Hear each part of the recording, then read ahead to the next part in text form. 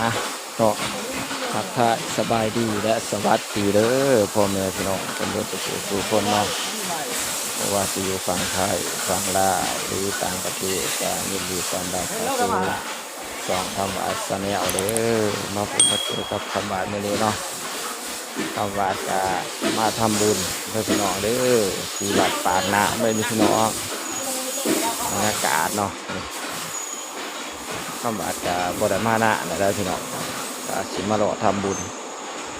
ที่วัดปากน้ำโมมีหยังได้เนาะมีแต่น้ำแพ็คหนึ่งแต่กามีกา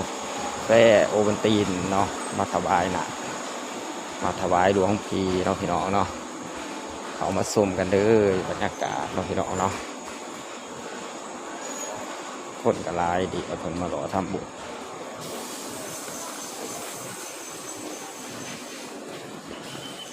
ก่อนที่เขาไปข้างในเนาะก็ต้อง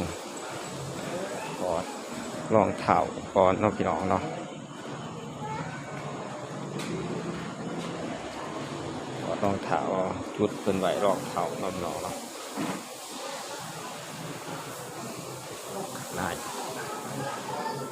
นี่เด้เนี่ยมองมันเขาไปซุ่มกันเลยเนาะพี่น้องเนาะคำบาดกาสุดท้ายบรรยากาศให้พ่อแม่พี่น้องเขาเบิ่งเนาะ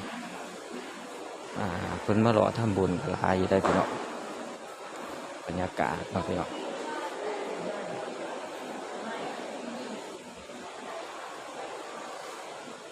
เดี๋ยวคำบ่ายก็สิได้หยุดคลิปไปก่อนเนาะไปสังฆทานก่อนเนาะพี่น้องเนาะ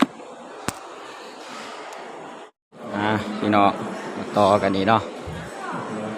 หลังจากคำบ่ายได้สังฆทานหรือว่าถวายหนักเป็นทีเรียบร้อยนะเนาะพี่น้องเนาะไม่แม่นนี่บ่ฮะไม่เข้าไหวอยู่นี่บ่หรือว่าเขาไปไหนโมเมนต์ตีไหวนี่เด้อ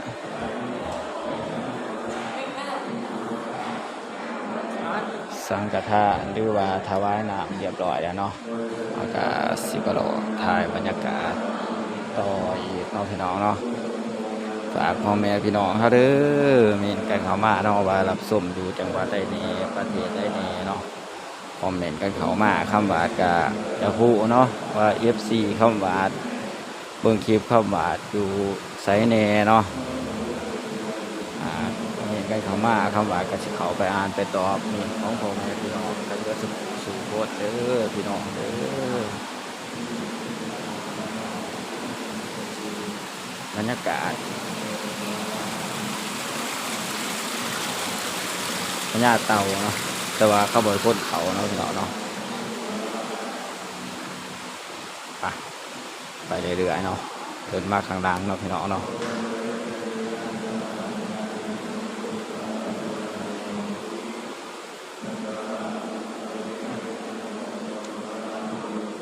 ข้ามวัดกับบรมานาเลยดิ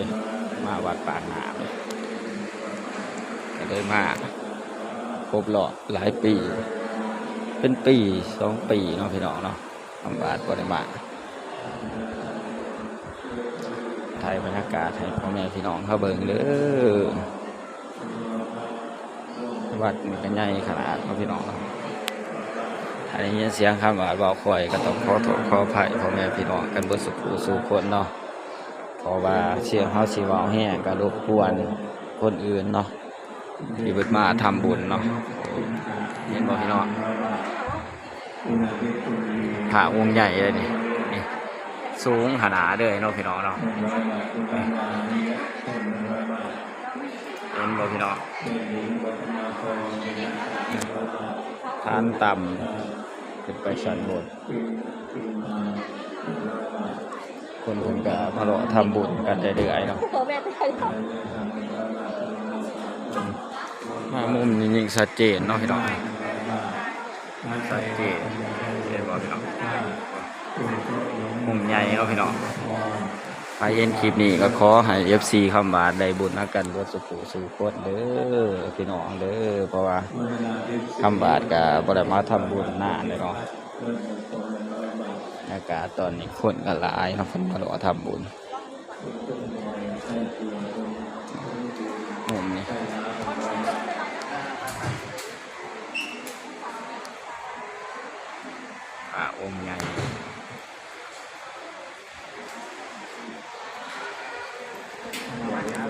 บ่ค่อยเห็นปานใดหรอกพี่น้องเพราะว่าเขาต้อง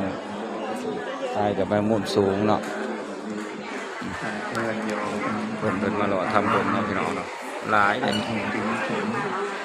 วัดปากน้ำนี่เป็นวัดใหญ่เนาะวัดล่าง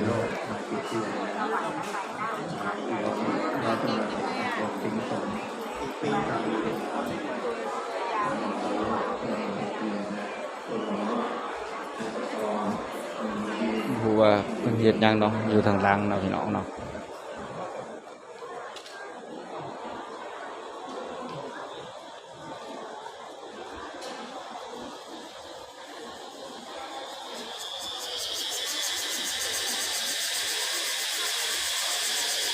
ต่อกันอีกเด้อพี่น้องเด้อ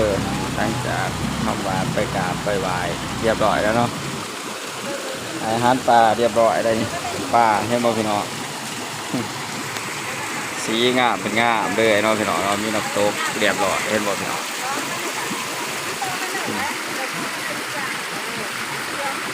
สีงามขนาดเนาะทำบาตรกาหายอาหารป่าเป็นที่เรียบร้อยเนาะ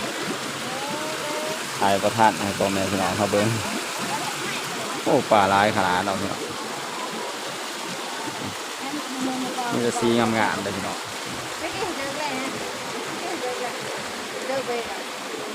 เดี๋ยวทำบาตรกาจะได้จบคลิปไปก่อนเนาะกาขอบุญขอบคุณพ่อแม่พี่น้องกับเบิ้งสุขสู่คนเด้อที่เขามาครับชมกดติดตามช่องคำบาดบางคลิปในคำบาดตั้งแต่ต้นจนจบแล้วก็บอกขามโฆษณาเลยพี่น้องเด้อถ้าคลิปนี้คำบาดทำผิดพลาดก็ต้องขอโทษขออภัยพ่อแม่พี่น้องกับเบิ้งสุขสู่คนคำบาดกามาทำบุญเนาะถ้าเห็นคลิปนี้เนี่ยขอถูกทานเนาะมีสุขภาพเข้มแข็งร่างกายแข็งแรงตลอดปีตลอดไปอย่าเจ็บอย่าจนปรารถนาสิ่งใดก็ขอให้สมความมุ่งมั่นปรารถนาเด้อพี่น้องเด้อขอให้ได้บุญนักกันเบิดสุขสู่คนเนาะคำหวานมาทำบุญครั้งนี้เนาะให้ FC คำหวานได้บุญนักกันเนาะ